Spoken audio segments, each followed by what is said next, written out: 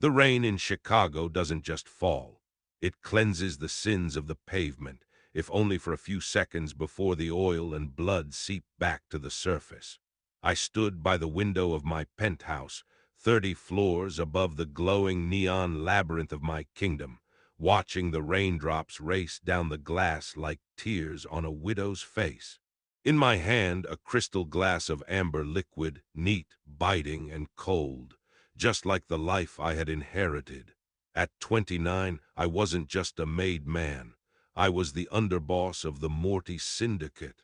My father's word was law, and my hand was the gavel. We lived by a code written in smoke and shadows, omerta. Silence was our shield, and loyalty was the only currency that didn't devalue when the feds came knocking. I knew every corner of the waterfront, every backroom deal in the South Side, and every name on the payroll. But the one thing I didn't know was how to stop thinking about the woman I had met 3 nights ago at the Velvet Lounge. A woman who lived in the light while I breathed the dark. The Velvet Lounge was neutral ground, or as close to it as you could get in a city divided by invisible borders. I had been there to meet a contact, someone with information about the Romanovs pushing their shipment into our docks. The air was thick with the scent of expensive cigars and even more expensive perfume. That's when I saw her. She wasn't wearing sequins or furs like the other women who flocked to power. She wore a simple charcoal dress that clung to her curves like a secret, her hair a cascade of dark waves that caught the amber light of the chandeliers. She was sitting alone at the bar, nursing a drink she hadn't touched. There was a stillness about her that felt out of place in a room full of predators. I felt a pull, something primal and dangerous, that ignored every instinct of self-preservation I had honed since I was a boy. I moved through the crowd, the sea of people parting instinctively. When you carry the weight of 100 deaths in your eyes, people don't block your path. I slid onto the leather stool next to her, not looking her way, signaling the bartender for a refill. "You look like you're waiting for someone who isn't coming," I said, my voice low, a gravelly rasp that usually made men tremble. She didn't flinch. Instead, she turned her head slowly, her eyes meeting mine with a terrifying clarity. They weren't the eyes of a victim. "Maybe I'm waiting for the person I'm supposed to avoid," she replied. The subtext hit me like a physical blow. She knew who I was, or she knew what I represented. Either way, the danger was the catalyst, and the chemistry was the fuse.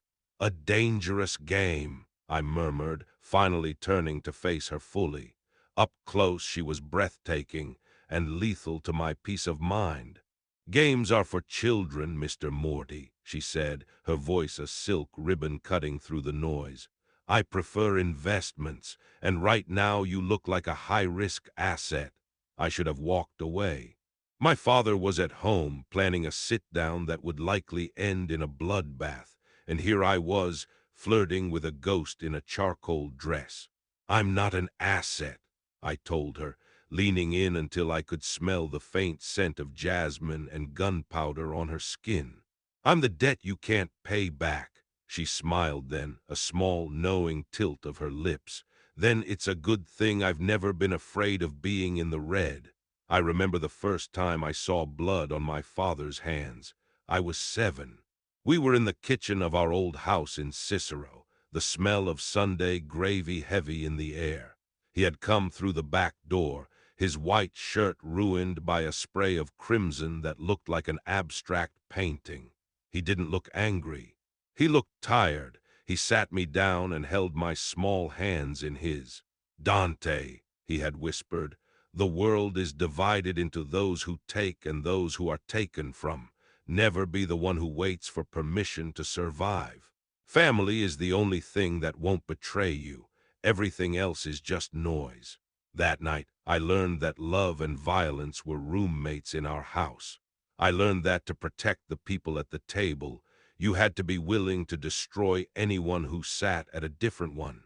That memory echoed in my mind as I looked at the woman in the bar. She wasn't family. She was the noise. "What's your name?" I asked, my fingers tracing the rim of my glass.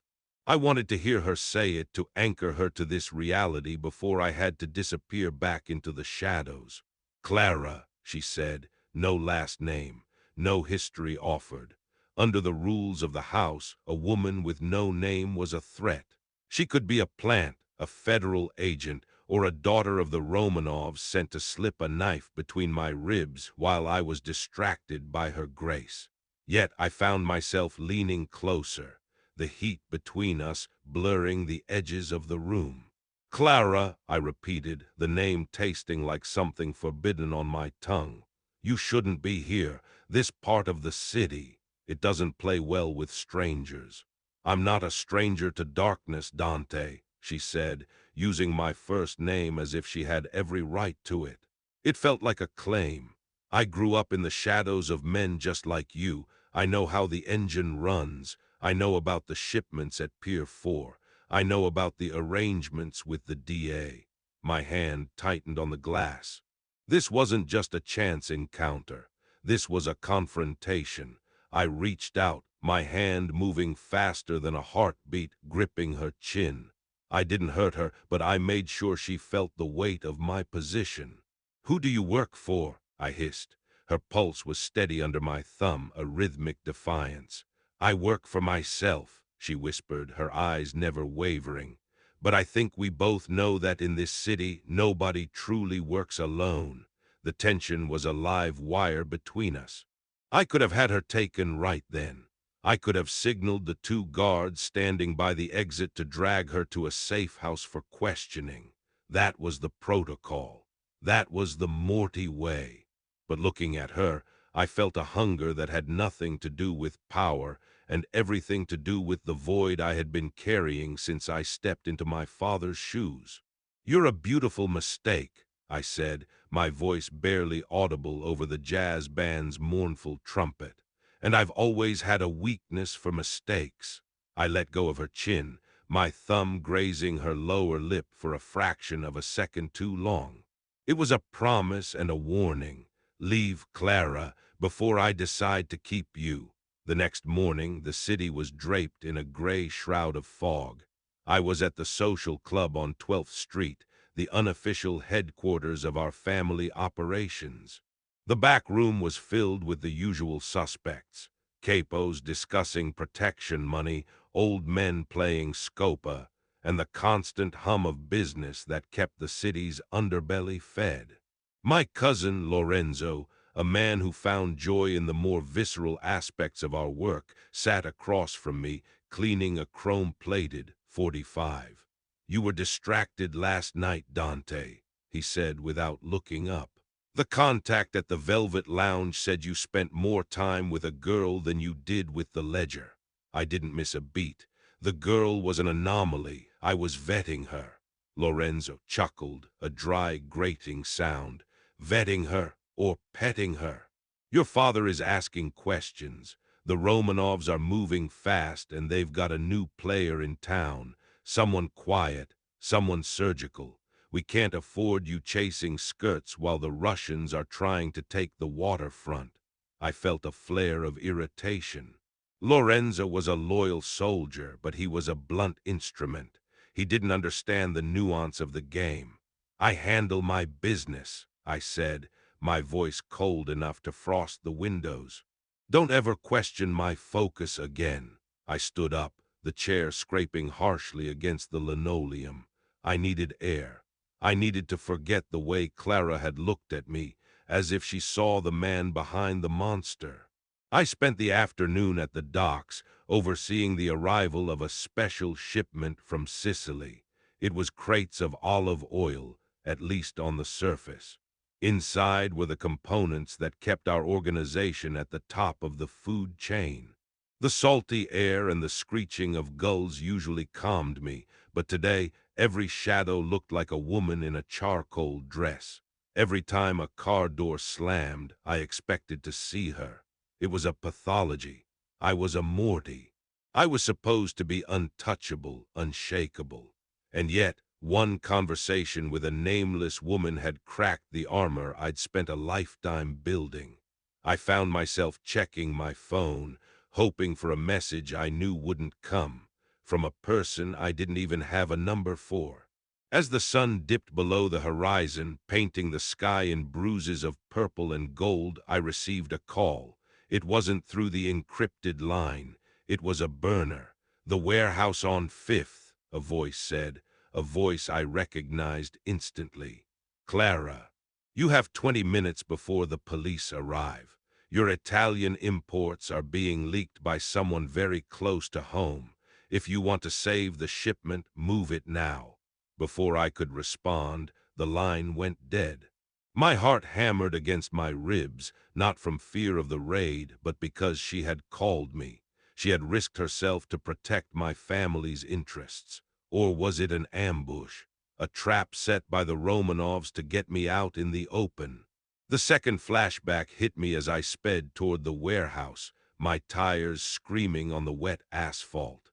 I was 19 during the Great Purge of 14. My older brother, Marco, was supposed to be the one to inherit the mantle. He was the golden boy, the one with the easy laugh and the steady hand. But he had fallen in love with a girl from the wrong side of the tracks, a girl whose father was a snitch. Marco thought he could bridge the gap. He thought love was stronger than the code. I remember finding him in the back of a luxury sedan, his throat opened, a single rose placed on his chest. My father hadn't cried.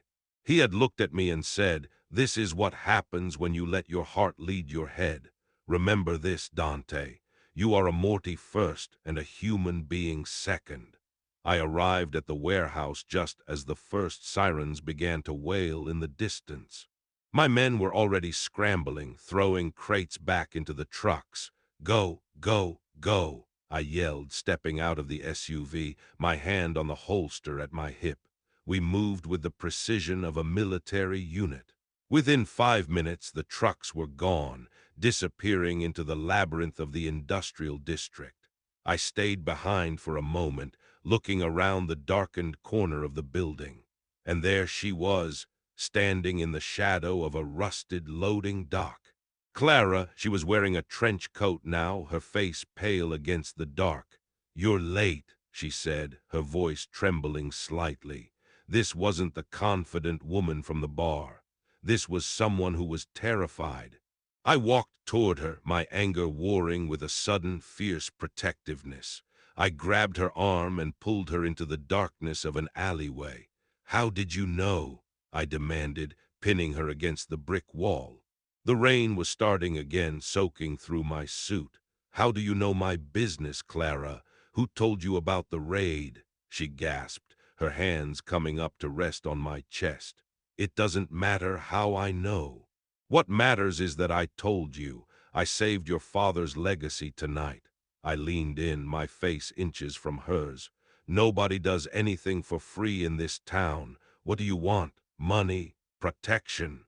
A seat at the table?" She looked at me then, and for the first time I saw the true depth of her soul.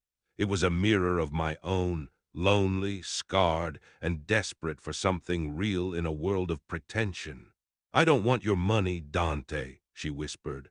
"I wanted to see if the man I saw in the bar was a mask or the truth. I wanted to see if you would trust me."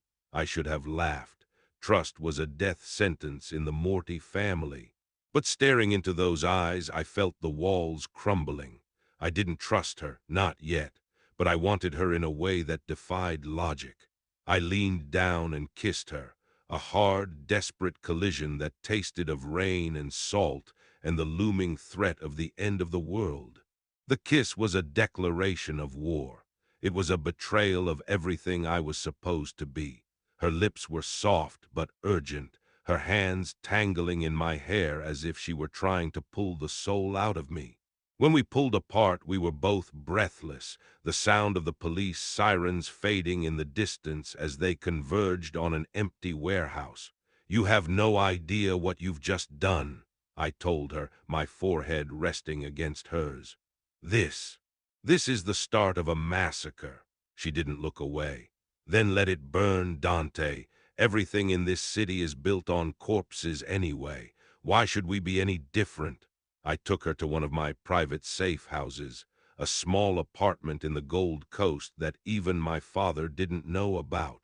It was my sanctuary, the only place I didn't have to be the underboss. We didn't speak as we went inside.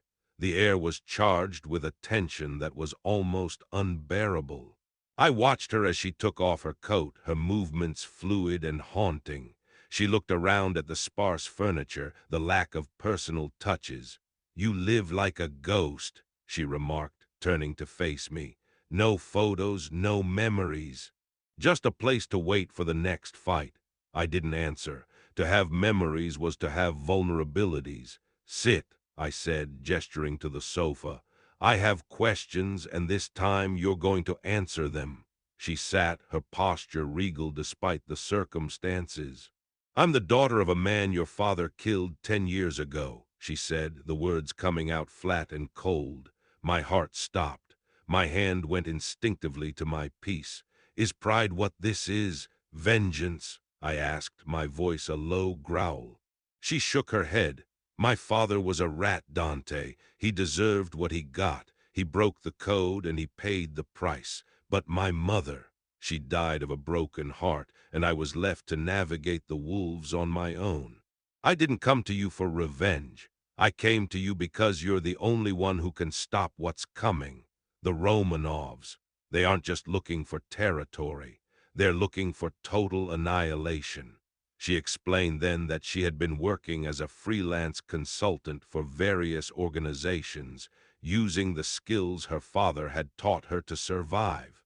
She had intercepted communications that indicated a mole within the Morty family, someone high up who was feeding the Russians information about our movements. "The raid tonight was just the beginning," she said. "They wanted the shipment seized to bankrupt your father's operations before the big dinner next week, the feast of San Gennaro. That's when they planned to strike." The dinner. It was the holiest night in our family calendar, a night of brotherhood, where every senior member of the syndicate gathered to break bread. It was the most vulnerable we ever were. I spent the next 2 days in a fever dream of paranoia. I looked at Lorenzo, at my father's consigliere, even at the guards I'd known since childhood, and saw potential traitors everywhere. The only person I felt I could breathe around was Clara. I kept her at the safe house, ostensibly as a prisoner for interrogation. But really, she was the only thing keeping me sane. We spent the nights talking, sharing stories of a world that demanded so much and gave so little. I found out she liked old jazz and hated the smell of the docks. She found out that I once wanted to be an architect, someone who built things instead of tearing them down. "You still are an architect, Dante," she told me one night as we sat on the floor, sharing a bottle of wine. "You've built a life out of the rubble. Now you just have to decide who gets to live inside it." The chemistry between us was a living thing, a fire that warmed the cold corners of my heart. But the danger was escalating. My father called a meeting at the manor, his fortified estate on the outskirts of the city. He looked older, the shadows under his eyes deeper. "There's a leak," he said, his voice a rasping echo of the power he once held. "The FBI missed the warehouse by minutes. Someone warned you. Who was it?" I didn't blink. I had practiced this lie 1,000 times in my head. "An informant I've been cultivating in the Romanov camp. She's reliable." My father narrowed his eyes. "A woman? Dante, women are distractions. They are the cracks in the foundation." "She's an asset, father," I countered, using the word I had once rejected. "She's the reason we aren't in handcuffs right now." My father stood up, walking to the fireplace. "Bring her to the dinner on Friday. If she's as valuable as you say, she should be seen by the family. We don't hide our weapons. We display them." My stomach climbed into my throat. The San Gennaro dinner was for the famiglia and their inner circle. To bring an outsider, especially one with her history, was a move of extreme risk. She isn't ready for that, I said. She's not one of us. My father turned a cold smile on his face. Exactly, she's a tool, and I want to see if the tool is sharp or if it's going to cut my son's hand. I went back to the safe house and told Clara.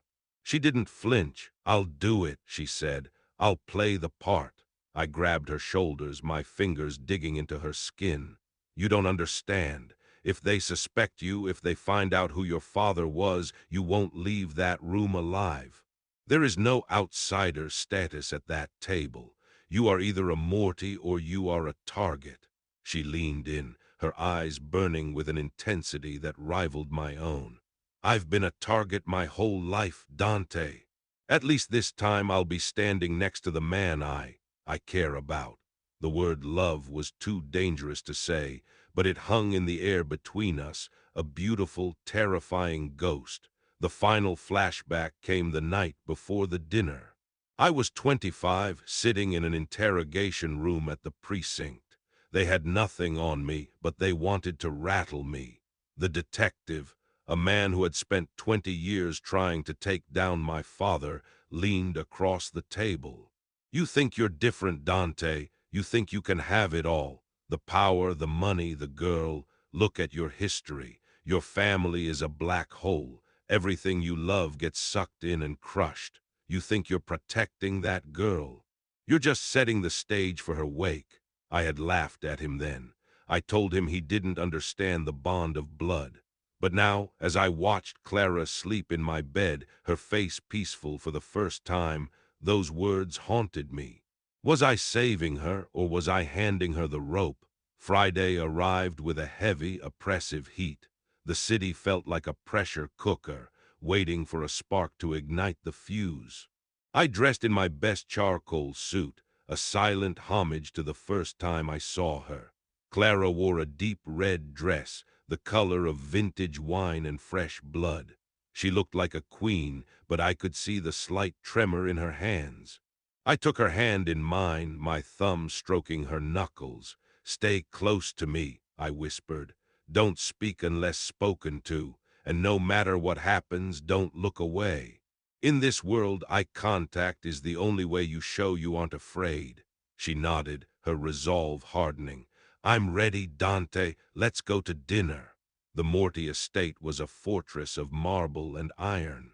Flashy cars lined the driveway, and the grounds were patrolled by men with submachine guns hidden under their windbreakers. As we walked through the front doors, the sound of laughter and the clinking of glasses drifted from the grand dining hall. It was a scene of opulence and tradition, but to me it felt like a funeral. We entered the room and the noise died down. All eyes turned to us.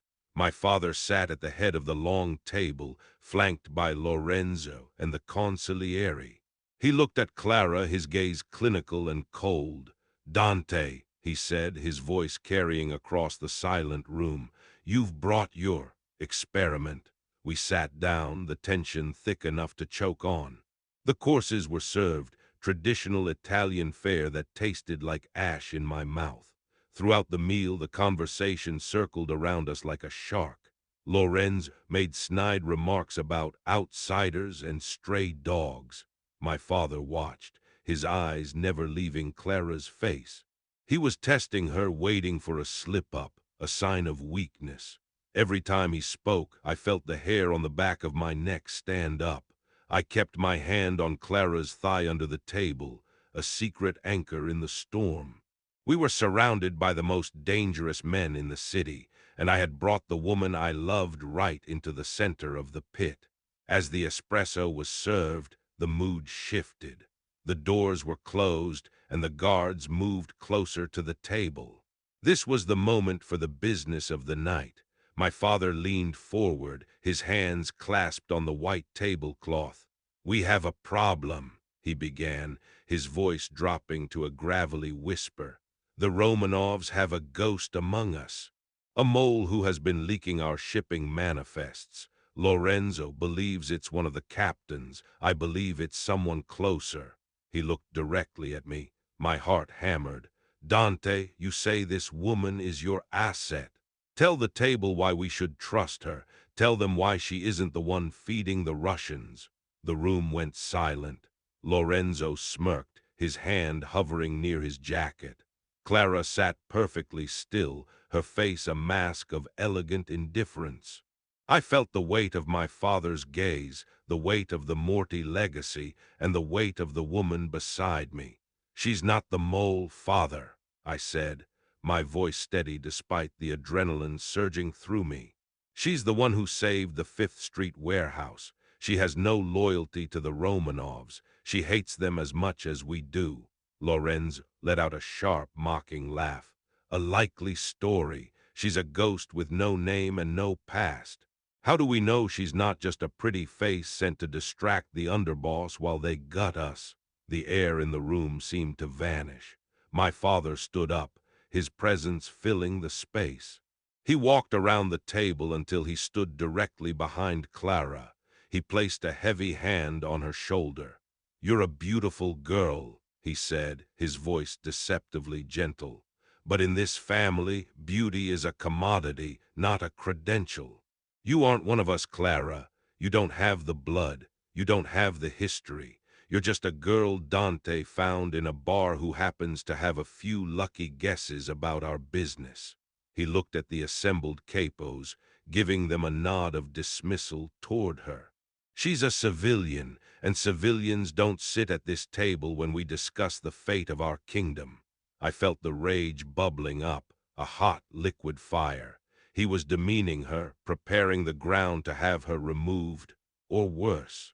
"She stays," I said, my voice cracking like a whip. My father turned to me, his eyes flashing with a sudden, violent anger. "She is nothing, Dante. She is an ornament. She's not one of us. She has no place here, and she never will." He turned back to Clara, his hand tightening on her shoulder. "Get out of that chair, now, before I have my men show you exactly what happens to little girls who play at being mobsters." Clara didn't move. She didn't flinch. Instead, she looked up at my father, her eyes cold and piercing. She slowly reached into her small evening bag and pulled out a silver signet ring. A ring I didn't recognize, but one that made my father's face go pale as bone. She placed it on the table with a sharp clink. "You're right, Mr. Morty," she said, her voice echoing in the sudden, deafening silence of the room. "I'm not one of you. I'm the person you've been looking for. And if you think I'm just a distraction, then you've already lost the war." I stared at her, the world tilting on its axis as the realization hit me. She wasn't who she said she was, and the truth was about to change everything. The silver signet ring hit the tablecloth with a sound like a gunshot in a cathedral. For a moment, the very air in the grand dining hall of the Morty estate ceased to circulate. My father, the great Don, froze with his hand still clutching Clara's shoulder, his knuckles white against the dark red of her dress. The ring bore the crest of a fallen eagle, the mark of the Vainsy family, a lineage thought to have been completely eradicated during the Chicago purges of the late 90s. To a room full of men who built their lives on the graves of their enemies, that ring was an apparition. It was a ghost demanding a seat at the table. Clara kept her chin level, her eyes fixed on my father's face, which had transformed from arrogant dismissiveness to a mask of ancient, suppressed fury. Beside me, Lorenzo shifted his weight, the leather of his shoulder holster creaking in the silence. My heart wasn't just pounding, it was trying to claw its way out of my chest. Clara wasn't just a drifter, a consultant, or the daughter of a rat. She was a Vainsy. If the Mortys were the steel of this city, the Vainsies had been the architect's ink, and my father had supposedly spilled the last of it decades ago. "Where did you get that?" my father asked, his voice no longer a roar but a terrifyingly quiet hiss. He withdrew his hand from her shoulder as if the silk of her dress had suddenly turned to white phosphorus. Clara didn't waver. "It belonged to my grandfather," she said. her voice cutting through the tension with the precision of a surgeon's blade. "The man you sat across from 30 years ago and swore a blood oath to, before you burned his warehouses with his sons inside. You thought you killed the line, Morty, but the shadows have long memories." A collective gasp rippled through the capos. This was more than a revelation. It was a challenge to the Don's legitimacy, a violation of the old codes. I stood up slowly, my chair scraping against the marble floor like a scream. "Father," I said, my voice projecting a confidence I didn't feel. "She isn't here for vengeance. She's the one who intercepted the Romanov comms. She's the reason the docks still belong to us." My father turned his gaze to me, and for the first time in my life I saw true hatred in his eyes. "She's not one of us, Dante," he repeated, his finger trembling as he pointed at the ring. "She is a weed from a garden I cleared a long time ago, and you brought her into my home." The aftermath of the dinner was a blur of high-stakes negotiations and veiled threats. My father hadn't ordered her death immediately, only because the presence of the other family's observers at the outskirts of the estate made a public execution a sign of instability. Instead, he had retreated to his study with the consigliere, leaving me and Clara under heavy guard in the west wing. The air in the corridor was thick with the scent of floor wax and impending violence.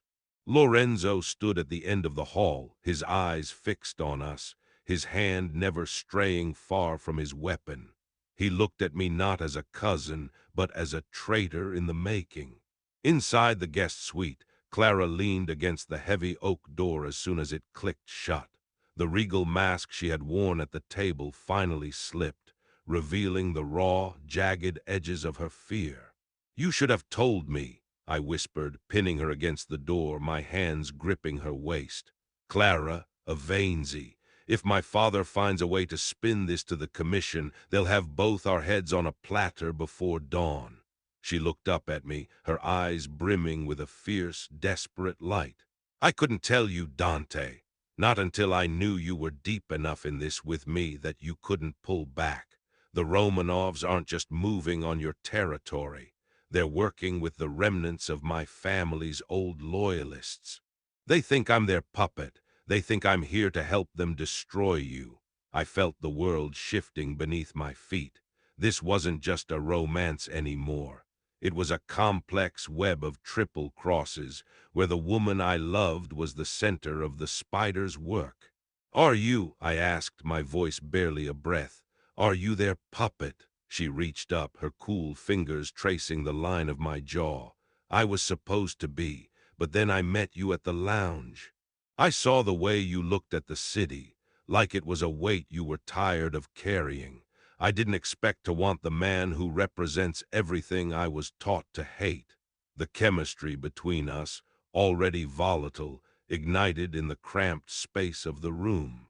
I kissed her with a violence born of desperation, a need to claim her before the rest of the world tore us apart. Outside, the rain lashed against the stone walls of the manor, but inside, the only sound was the frantic rhythm of our breathing. Every touch was an act of treason. Every heartbeat was a countdown. We were two people standing on a sinking ship, trying to find a reason to keep breathing salt water. I knew then that I wouldn't let my father touch her. I would burn the Morty name to the ground before I let her become another rose on a dead man's chest. By 3 a.m., the summons came. Not for both of us, but for me. I left Clara in the room, making her promise to lock the door and not open it for anyone but me. I walked down the long, silent hallway, the portraits of my ancestors watching me with judging eyes. In the study, the air was blue with cigar smoke. My father was sitting behind his massive mahogany desk, the Vainsy ring lying between his hands like a poisoned coin. Lorenzo was in the corner, his face shadowed. "Sit down, Dante," my father said. He looked tired, older than he had hours ago. The commission has been notified that a survivor of the Vainsy line has surfaced. The Romanovs are already claiming she is their ward. They are demanding her release into their custody as a gesture of historical restitution. I felt a cold dread settle in my gut. If the Russians got their hands on her, they would use her claim to mobilize every disgruntled soldier in the city against us. We can't give her to them, I said firmly. She knows too much. She's seen our internal logistics. I agree, my father said, flicking an ash onto the floor. But we can't keep her either. She is a lightning rod for civil war. There is only one way to settle this according to the old laws. She must be silenced, and the ring must be returned to the earth. He looked at me, his eyes dead. And since you brought this curse into our house, you are the one who will handle it. Take her to the old quarry at dawn. Do it cleanly. Show the family that your blood is Morty, not whatever liquid she's been pumping into your veins. I felt a surge of nausea. This was the test. The ultimate choice between the life I had been born into and the woman who made me want to leave it. Lorenzo stepped forward, his eyes gleaming with a sick anticipation. And I'll go along too, witness, to make sure the underboss isn't distracted again. I looked at my cousin, and in that moment I knew he wouldn't leave that quarry alive either. Fine, I said, my voice sounding like it belonged to someone else. I'll take care of it. I turned and walked out, the weight of the contract feeling like an iron shroud. I had 3 hours to find a way out, or I was going to have to become the monster my father always wanted. Returning to the room, I found Clara standing by the window, watching the first hints of gray light touch the horizon. She didn't have to ask. She saw the death sentence in the way I held my shoulders. "He wants you to do it, doesn't he?" she asked softly. I didn't answer. I just walked over and pulled her into my arms, burying my face in her neck. "We have to leave. Now," I whispered. "Lorenzo is watching the wing, but there's a service tunnel that leads to the garage. If we can get past the perimeter, I have a contact at the airport. Dante, if you leave with me, you lose everything," she reminded me, her voice trembling. "Your title, your family, your life. You'll be a marked man on every continent." I pulled back, looking into those eyes that had become my only compass. "I lost everything the day I watched my brother die in that car," I told her. "Everything since then has just been a slow suicide. You're the only thing that feels like living." We didn't waste another second. I grabbed a duffel bag with emergency cash and 2 extra magazines for my Beretta. We moved like shadows through the service corridor, the air smelling of damp earth and old pipes. We reached the garage, but as the heavy steel door creaked open, the floodlights snapped on, blinding us. The sound of a dozen slides racking echoed through the concrete space. "Going somewhere, cousin?" Lorenzo's voice boomed from behind the lights. He was standing there with 6 of his personal hitters, all of them leveled their weapons at us. He wasn't supposed to be there for another hour. He had anticipated the betrayal. "My father gave me a job, Lorenzo," I said, stepping in front of Clara, my hand hovering near my piece. "Step aside." Lorenzo stepped into the light, a twisted smile on his face. "The Don gave you a job, but he gave me a contingency. He knew you didn't have the stomach for it. He said if you tried to walk, I was to handle you both." He looked at Clara, his eyes wandering over her with a predatory grease. Such a waste. But then again, the Mortys were always too sentimental. I saw his finger tighten on the trigger. I knew I couldn't outdraw 6 men. But then a sudden explosion rocked the far wall of the garage, the sound of a heavy vehicle ramming through the security gate. In the chaos of smoke and falling debris, the game changed.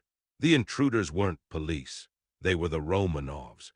2 black SUVs roared into the garage, their windows down, submachine guns spitting lead into the Morty guards.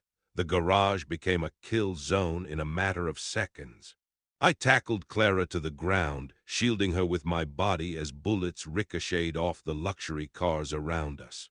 Lorenzo and his men dived for cover, returning fire, caught between the betrayal of their own and an external invasion. The air was filled with the smell of scorched rubber and cordite. "Stay down!" I screamed over the roar of the engines. Through the smoke, I saw a large man in a heavy coat step out of the lead SUV. It was Viktor Romanov, the younger brother of the Tsar of the North Side. He wasn't there to kill everyone. He was there for the prize. "Clara Vainzy," he shouted in a thick accent. "Come with us and the Mortys die today. Your family's honor demands it." I looked at Clara. She was staring at Victor with a look of pure loathing. She reached for the spare pistol I had tucked into the back of my waistband and handed it to me. "I don't serve the Russians," she hissed. "And I don't let anyone else finish my family's business." I popped up from behind a Bentley, taking out one of the Romanov shooters with 2 clean shots to the chest. The garage was a 3-way firefight now. Lorenzo was pinned down by the back elevators, and the Russians were pushing deep into the center. I grabbed Clara's hand and ran toward my personal vehicle, a reinforced armored sedan at the end of the row. We were halfway there when a bullet grazed my shoulder, spinning me around. I felt the hot sear of the lead, the blood immediately soaking through my suit jacket. Clara caught me, her strength surprising as she dragged me the last few feet to the car. "Get in, drive," she yelled. I slumped into the driver's seat, the world blurring at the edges, but the adrenaline kept the darkness at bay. I threw the car into reverse, tires screaming as I backed through the wreckage and out into the rain-slicked night. We drove for an hour, weaving through the industrial side of the city to lose any tail. My shoulder was a throbbing mess of heat, but I couldn't stop. I pulled into an abandoned shipyard, the skeletal remains of old cranes loring over us like prehistoric birds. I finally cut the engine and let my head fall back against the headrest, gasping for air. Clara was on me in an instant, her hands tearing at my shirt to get to the wound. "It's a through and through," she muttered, her voice tight with relief. "You're lucky, Dante. An inch to the left and you'd be bleeding out on the upholstery." She used a first aid kit from the glove box to patch me up, her movements disciplined and efficient. As she worked, the silence of the docks felt heavier than the gunfire had. "They're all coming for us now," I said, my voice raspy. "My father, the Romanovs, the Commission. We've managed to offend everyone with power in this city in a single night." Clara finished the bandage and looked at me, her face lit only by the distant glow of the city's skyline. "Then we don't play their game anymore," she said. "The Vainzy ring. It wasn't just a sign of who I am. It's a key. My grandfather didn't just leave a name, he left a ledger. The black book of the Chicago families. Deposits, bribes, secret accounts, the kind of leverage that could hang every Don from here to New York." I looked at her, stunned. The Black Book was a myth, a piece of underworld folklore. If it actually existed, it was the ultimate insurance policy and the ultimate target. "Where is it?" I asked. "Hidden in a place no Morty would ever think to look," she replied. "But to get it, we have to go back into the heart of the city. We have to go to the old cathedral on 4th. I shook my head. "That's a suicide mission. The Russians will have scouts there, and my father's men know every church in this town." Clara leaned in, her lips brushing against mine, a ghost of a kiss that tasted of iron and hope. "The alternative is running until we're caught. I'm tired of running, Dante, aren't you?" She was right. I had spent my life living in the wake of my father's decisions, a prince in a prison of his making. Taking the ledger meant taking the power.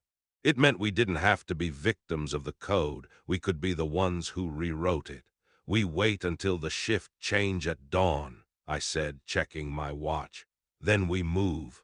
But if we do this, there's no going back. We'll be Kingslayers, Clara. She smiled, a dark, beautiful expression that made the danger feel like a privilege. The throne was built on my family's bones, Dante. I think it's time we took the seat. The old cathedral was a Gothic monolith, its spires piercing the gray morning sky. It had been the site of a dozen peace summits and at least 3 assassinations in the last century. As we approached on foot, the smell of incense and wet stone filled my nostrils. I kept my hand on my gun, my eyes scanning the rooftops. Everything felt too quiet. We entered through a side door, the echoing silence of the nave making every footstep sound like a drumbeat. The stained glass cast long, bloody shadows across the pews. Clara led me toward the crypts beneath the altar. We moved past the tombs of forgotten bishops and wealthy benefactors of the underworld. She stopped in front of a modest marble plaque dedicated to an unknown priest. She pressed a sequence of hidden catches in the molding, and the plaque swung outward, revealing a small, steel-lined cavity. Inside sat a leather-bound book, its cover worn but its presence immense. She pulled it out, her fingers trembling slightly. "This is it," she whispered, "the price of our freedom. Don't move." The voice came from the shadows of the central aisle. I spun around, weapon leveled, but I was already too late. Lorenzo emerged from behind a pillar, but he wasn't alone. He was flanked by 3 men, and one of them was my father's primary consigliere, Angelo. But it was the other figure that made my blood run cold. My father was there, standing at the base of the altar, looking up at the crucifix. He turned to us, his face devoid of anything resembling mercy. "I taught you the rules, Dante," he said. "I taught you that family is everything, but you chose the ghost of a dead house over the blood in your veins." "The blood in my veins is cold because of you, father," I shouted back, my voice echoing off the vaulted ceiling. "You killed Marco. You've been killing me one day at a time. This book ends it. We walk out of here, or the contents of this ledger go to the feds by noon." My father laughed, a hollow, terrifying sound. "You think you're the first to try blackmail. Every man who ever sat in my chair has survived because they knew how to burn the evidence. Lorenzo, take the book, kill the girl. Bring my son to the manor for his penance." Lorenzo stepped forward, his eyes fixed on the ledger in Clara's hand, a look of unadulterated greed on his face. He didn't just want the book, he wanted the throne. In the tension of the cathedral, I realized that Lorenzo wasn't just a soldier anymore. He was the mole. The way he looked at my father, the subtle shift in his stance. He was waiting for the right moment to eliminate us both and take the book for himself. "Lorenzo, how much did the Romanovs promise you?" I asked, my voice echoing through the nave. Lorenzo stopped, his eyes flicking to mine. "More than a cousin's share, Dante.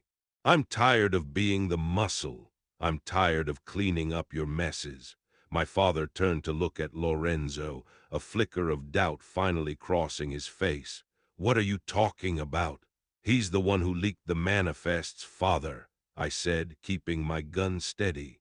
"He's been working with the Russians to destabilize you so he could step in as a stable alternative for the commission." Lorenzo didn't deny it. He just smiled, a cruel, jagged thing. "The old man is a relic. He's obsessed with ghosts and signet rings. The Russians understand the future. They understand that a city needs a CEO, not a king." He raised his gun, pointing it at my father's head. "The ledger, Clara. Toss it here, and maybe I'll let you and the prince run away to some island where nobody can find you." The betrayal was complete. My father, the man who had ruled with an iron fist for 30 years, was being held at gunpoint by the person he trusted most. The irony was a bitter pill. Clara held the book tight to her chest. "If I give you this, you kill us all anyway," she said. "You're a shark, Lorenzo. You don't leave survivors." The air was thick with the scent of ozone and incense. Everyone was waiting for the first person to break. I took a slow step toward the altar, my mind racing. If I shot Lorenzo, his men would cut me down. If I did nothing, my father died. Suddenly, the heavy front doors of the cathedral blew inward. It wasn't the Romanovs this time. It was the police, a SWAT tactical unit tipped off by a source I hadn't prepared for. Nobody move. Drop the weapons. The red dots of laser sights danced across the walls and the suits of the men in the room. In the chaos of the flashing sirens and the shouting, I saw Lorenzo lunge for Clara. I didn't think. I moved. I tackled her into the shadows of the choir stall just as a hail of gunfire erupted from the nave. The cathedral, once a place of sanctuary, became a slaughterhouse. We crawled through the dark, the sounds of the massacre behind us blurred by the tolling of the church bell, which had been struck by a stray round. I couldn't see my father or Lorenzo. The room was a mess of smoke and tear gas. "The ledger," I coughed, searching for Clara's hand. She was there, and she still had the book tucked under her arm. "This way," she wheezed, pointing to a small trapdoor used for the organ maintenance. We dropped into a narrow crawl space just as a flashbang detonated above us, the world turning into white noise and vibrating light. We emerged into a back alley, the cold morning air hitting us like a physical blow. The street was blocked off by police cruisers, but the alley led toward the river. We ran, our lungs burning, the weight of the night finally beginning to crush our spirits. We reached a bridge over the Chicago River, the water below dark and churning. I looked back and saw a lone figure emerging from the cathedral exit. It was Lorenzo, his face covered in blood, his eyes crazed. He had survived the raid and he was coming for the book. He didn't care about the cops. He didn't care about the family. He wanted the power. "Give it to me, Dante," he screamed, his voice hoarse and desperate.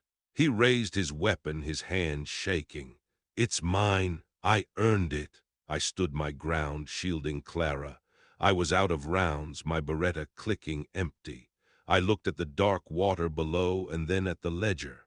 "If you want it, go get it," I said. I grabbed the book from Clara and hurled it with all my might into the center of the river.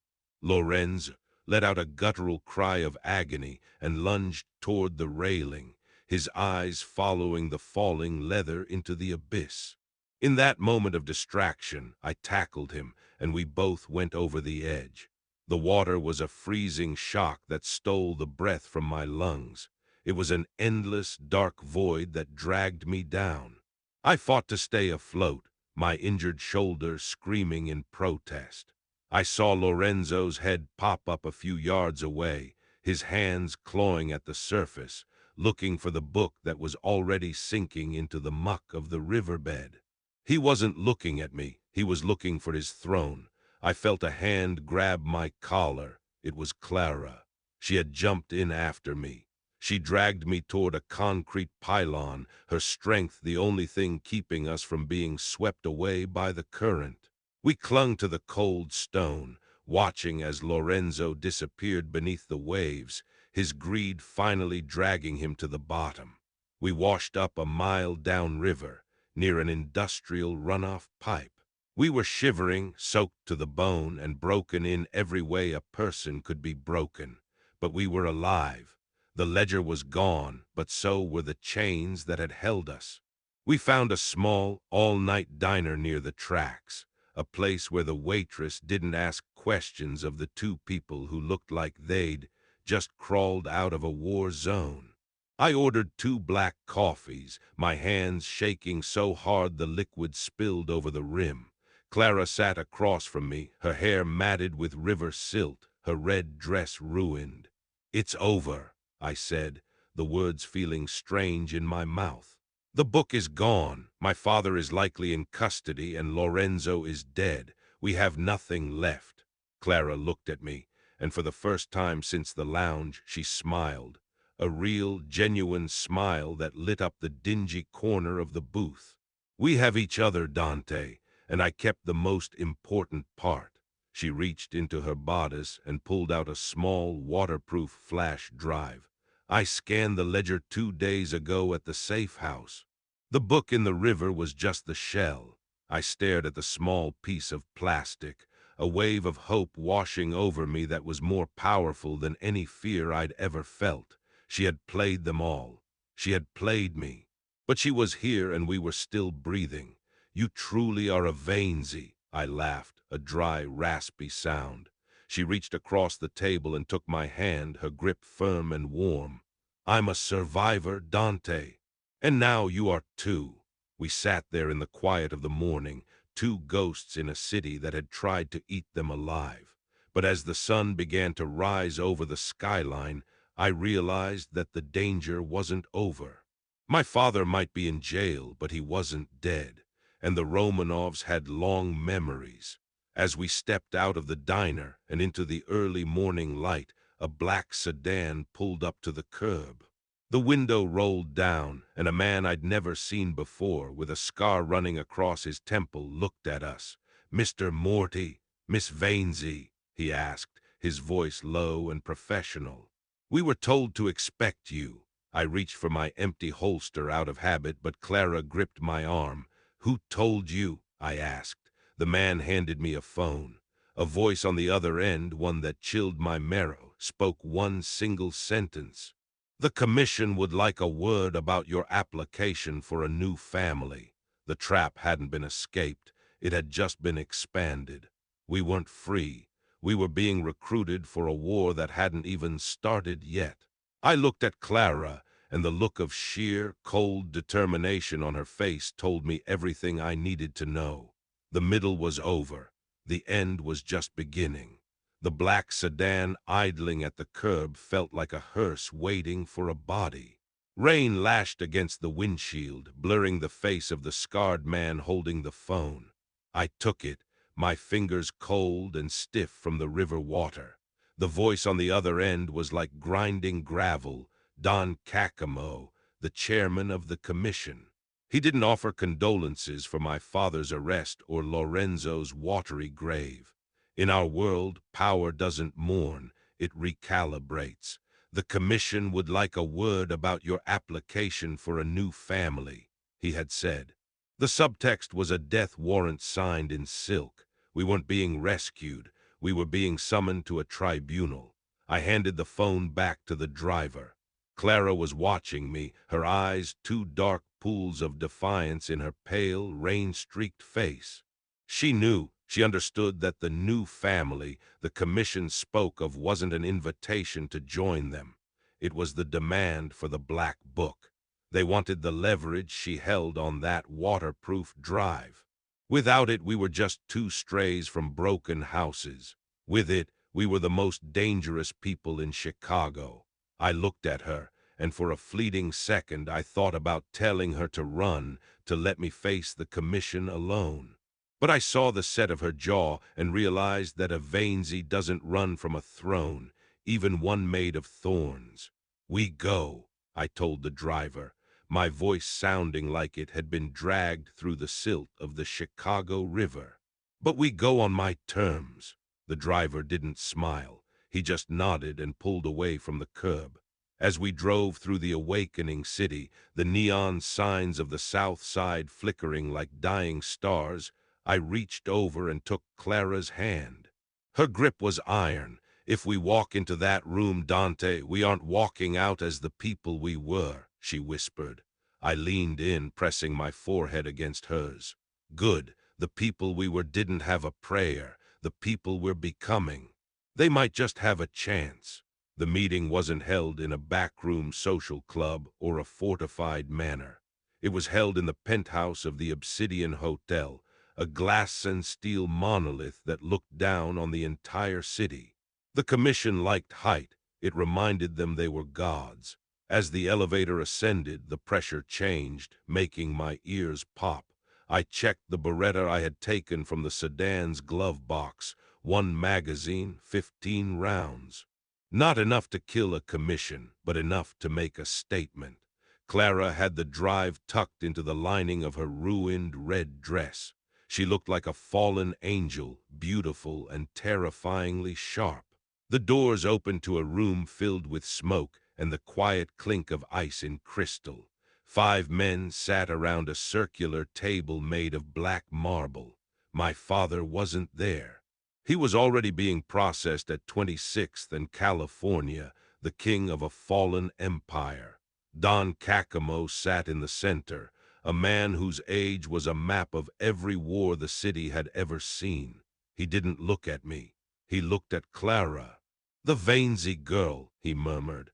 "I remember your grandfather. He was a man of great vision. It's a pity vision is so rarely hereditary." I stepped forward, moving into the light, ignoring the 4 guards standing in the shadows with MP5s. "You didn't call us here for a history lesson, Cacamo," I said. The other dons shifted, their eyes narrowing. No one spoke to the chairman like that. "You called us because you know we have the Black Book. You know we have the names, the bank accounts, and the payrolls of every man in this room. You came to negotiate." Cacamo finally looked at me, his eyes cold and clinical. "Negotiation is for equals, Dante. You are a son of a prisoner and a girl from a dead house. You have a choice. Give us the drive and leave the city forever, or die in this room and let us find it on your corpses." The silence that followed was a living thing, heavy and suffocating. Clara moved then, stepping out from behind me. She didn't look like a victim. She looked like a predator who had finally found her mark. "You think you can find it?" she asked, a small, cold smile playing on her lips. "I scanned that ledger into a cloud server with a dead man's switch.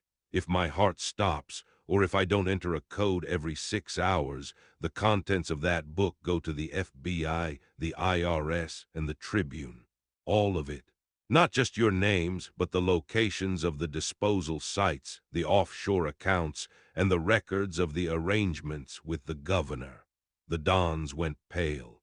Even Cacamo's hand drifted toward his glass and stopped. They were used to violence, to threats of assassination, but they weren't used to digital annihilation. Clara had brought a 21st century nuke to a 20th century knife fight. "You're bluffing," one of the younger dons barked, his face flushing red. "Vainsies were always theatrical." Clara didn't blink. "Try me. I have the first few pages of the Morty manifests currently queued to send to the district attorney's personal email in exactly 10 minutes.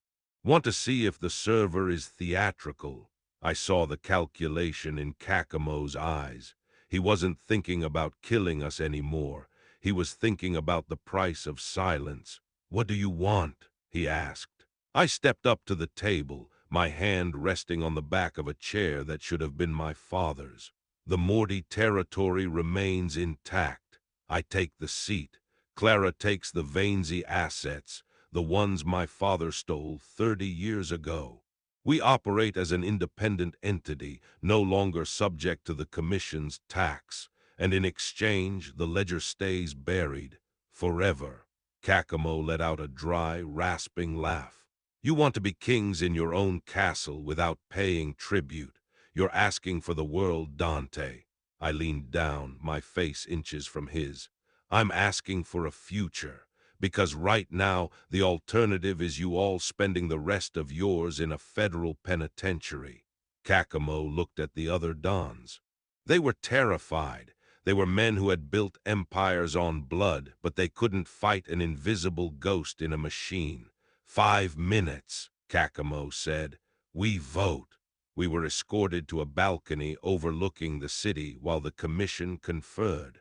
The wind was fierce up here, whipping Clara's hair across her face. Below us, Chicago looked like a circuit board, glowing with a fake electric promise. "They're going to kill us the moment they think they've found a way around the switch," I whispered, my back to the glass door. Clara nodded, her eyes on the horizon. "I know. The switch isn't real, Dante. There is no cloud server. I just have the drive." I stared at her. The sheer audacity of her lie hit me like a physical blow. She had bluffed the most powerful men in the underworld with nothing but a piece of plastic and a steady voice. "You're insane," I said, a laugh bubbling up in my throat despite the terror. "You're absolutely, beautifully insane." She turned to me, her eyes softening for the first time that night. "I learned from the best. My father taught me how to lie to men who think they're gods. And you taught me that some things are worth the risk." I pulled her to me, the scent of jasmine and rain still clinging to her skin. We were standing on the edge of a precipice, both literally and figuratively. "If we survive this," I said, "I'm taking you away from here, not forever, but for long enough to remember what it's like to breathe without tasting smoke." She leaned her head against my chest. "I'd like that, but Dante." "Look," she pointed down to the street. A fleet of black SUVs was pulling up to the hotel. They didn't have the commission's markings. They were Romanovs. Victor wasn't done. He had followed us to the lion's den, and he was coming to claim the prize before the commission could seal the deal. The glass door behind us shattered. We dived to the floor as a hail of gunfire tore through the penthouse. But it wasn't the commission's guards. The guards were the ones being hit. The Romanovs had used the confusion of the night to launch a full-scale assault on the hotel. Victor Romanov stepped through the elevator doors, a heavy machine gun in his hands, his face twisted in a mask of Slavic fury. "No more talks, no more books," he screamed. "Today the North Side takes it all." The penthouse became a charnel house. The Dons, usually so insulated from the violence they ordered, were scrambling for cover. Don Cacamo was hit in the first volley, his blood staining the black marble table he had used to rule the city. I grabbed Clara, and we crawled toward the emergency stairs, the sound of the machine gun chewing through the expensive furniture behind us. "The drive," I yelled over the noise. "If Victor gets it, the city burns." Clara gripped my hand. "He won't get it. We're ending this, Dante, now." We made it to the stairwell, but Victor was right behind us. I turned and emptied my magazine into the doorway, forcing him back for a few precious seconds. We ran down the stairs, our feet echoing like thunder in the concrete shaft. We emerged onto the 40th floor, a construction zone with open sides and nothing but orange safety netting between us and a 1,000-foot drop. The wind screamed through the girders. Victor emerged a second later, his gun empty, a long serrated knife in his hand. He didn't want to shoot us anymore.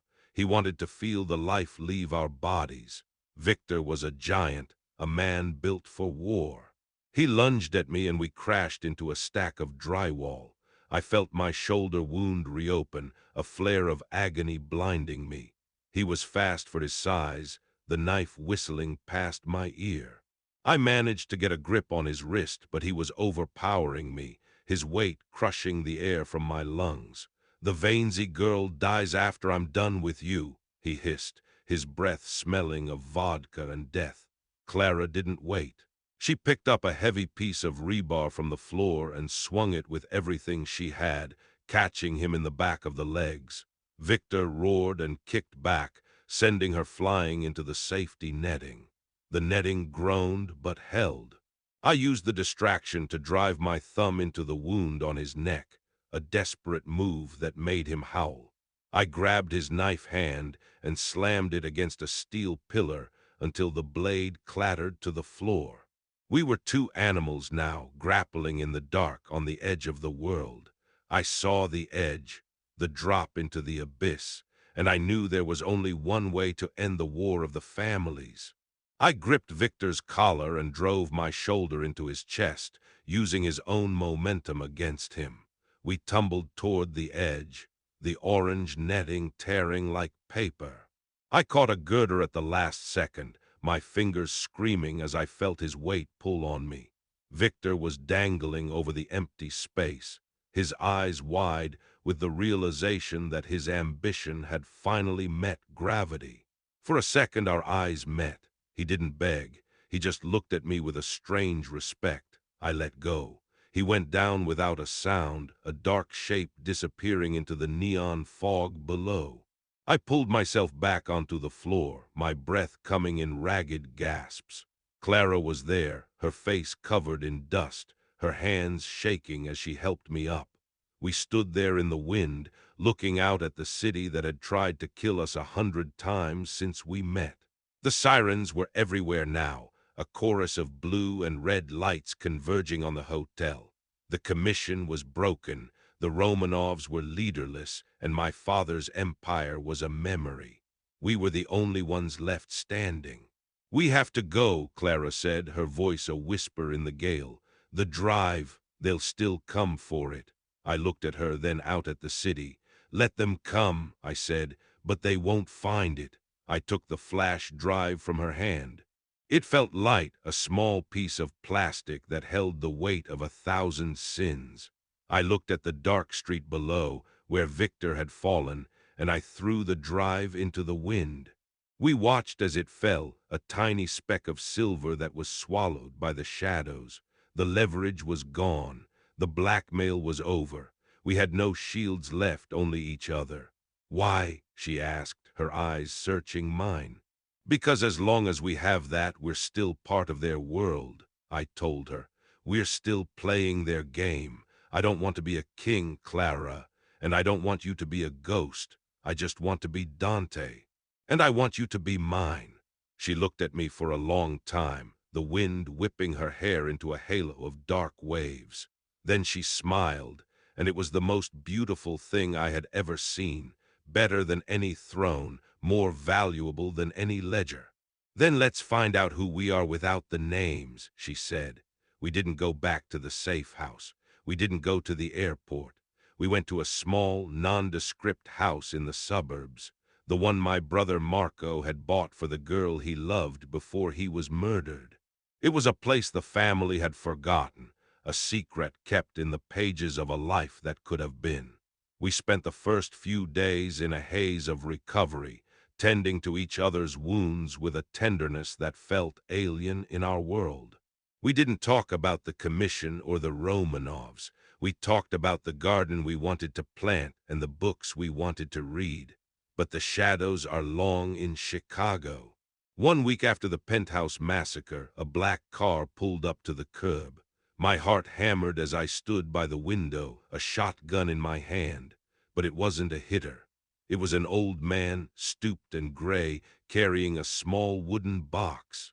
It was Angelo, my father's oldest friend. I stepped out onto the porch, the air smelling of cut grass and ozone. "Dante," he said, his voice a dry rasp. "The commission is gone. The younger families are fighting over the scraps, but the name Morty, it's still feared." He handed me the box. Inside was my father's rosary and a single letter, written in a shaky, elegant hand. "Dante," it read. "You broke the code to save a ghost. I spent my life thinking the code was the only thing that kept us alive. But sitting here in this cell, I realized that the code is what kept us dead. You're the only Morty who ever truly chose to live. Don't come back, don't ever look back. Let the name die with me." I looked at Angelo, and for the first time I felt a sense of peace. The debt was paid. The cycle was broken. 10 years later. The Mediterranean sun was a warm weight on my shoulders as I sat on the terrace of our villa in Sicily. Below us, the sea was a sapphire blue, the waves gently lapping against the ancient stone of the harbor. I wasn't an underboss anymore. I was a man who grew olives and built small, beautiful houses for the people in the village. I went by the name Marco, a tribute to the brother who had shown me that love was worth more than a crown. I looked up as the door opened, and Clara walked out, her hair now touched with a few strands of silver that only made her more beautiful. She was carrying 2 glasses of wine, amber, neat, and cold. She sat down beside me, her hand finding mine. We didn't have to speak. The silence between us was no longer filled with the ghosts of the past. It was filled with the life we had built. We were safe not because we had power, but because we had disappeared into the light. The city of Chicago felt like a dream from another life, a place of rain and neon and blood that had finally been washed away. "What are you thinking about?" she asked, her voice still a silk ribbon. I looked at the horizon, where the sky met the sea in a perfect, unbroken line. "I was thinking about that night at the lounge," I said. "About how I thought you were a high-risk asset, and how you told me you weren't afraid of being in the red." She laughed, a sound that always made my heart skip a beat. "I lied, you know. I was terrified. But then you gripped my chin, and I saw the way you looked at me, like I was the only thing in the world that mattered. And I knew then that whatever happened, it would be worth it. Our peace wasn't accidental. It was earned." Every year on the anniversary of the San Gennaro dinner, I would take a small boat out into the center of the bay. I would look back at the villa, at the life I had chosen over the one I had been given. I would remember the feel of the rain in Chicago and the sound of the signet ring hitting the table. I would remember the moment I realized that "she's not one of us" was the greatest compliment a man could ever receive. Because by not being one of them, she had saved me from becoming one too. Clara joined me on the terrace, leaning her head on my shoulder. We watched as a small boat entered the harbor, its white sail catching the late afternoon light. For a second, my old instincts flared, the need to check for weapons, to scan the faces of the crew. But then Clara squeezed my hand and the tension drained away. We weren't hiding anymore. We were just living. The world of the Mortys and the Vainsies was gone, replaced by a world of salt air and sun-drenched hills. "Dante," she whispered, using my real name, the one she only used when we were alone. "Do you ever regret it? The power, the city, the people who called you underboss?" I turned to her, pulling her close until I could smell the faint scent of jasmine and the sea on her skin. I kissed her, a deep, slow kiss that held all the memories of the struggle and all the promise of the future. "I don't regret a single drop of blood or a single mile of road," I told her, "because every choice led me to this moment, and this moment is the only one I ever wanted." As the sun dipped below the horizon, painting the sky in bruises of purple and gold, a sky that once reminded me of violence but now only reminded me of rest, I realized that the noir story of my life had finally found its light. We were the exceptions to the rule. We were the lovers who had survived the slaughterhouse. We were the ghosts who had found their bodies. I looked at the signet ring I now wore, not the Vainsy ring, but a simple band of Sicilian gold that Clara had given me on our wedding day. It didn't represent a family or a code. It represented a promise. I walked her back into the house, the warmth of the day lingering in the stone walls. Inside, the rooms were filled with photos, not of ancestors or fallen soldiers, but of the life we had built. There was a photo of us in London, another in Paris, and a dozen of the children we were raising to never know the meaning of the word omerta. We were building architectures of peace on the foundations of a war. And as I closed the door and locked it, not out of fear, but for privacy, I knew that the story was finally, truly over. The screen fades to black.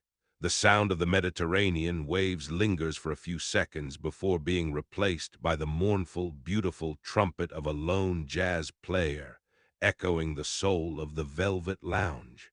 Because some things you never forget, but some things you finally learn to let go. They say in our world, you die the moment you feel something. My voice echoes one last time. I died that night in Chicago. But the man who woke up next to Clara Vainsy, he's the only one who ever really lived. The rain in Chicago still falls, cleansing the sins of a pavement that will never be clean. But thousands of miles away, the sun is shining on a man and a woman who proved that even in the darkest world, Love isn't just a weakness. It's the only real power there is.